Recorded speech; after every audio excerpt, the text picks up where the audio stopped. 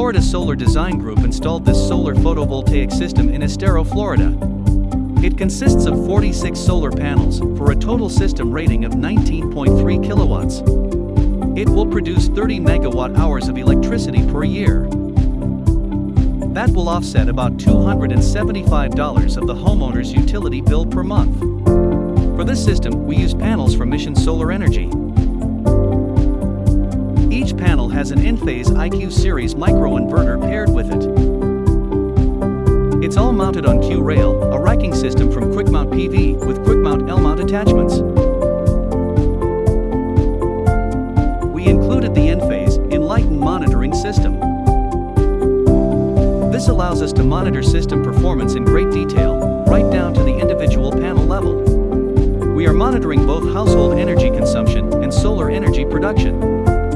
The homeowner gets the Enlighten mobile app for a consumer-friendly way of tracking performance. Photovoltaic systems offset all or part of your utility electric bill. They are completely seamless and worry-free. Let Florida Solar Design Group help you realize your solar energy goals. We work throughout Southwest Florida.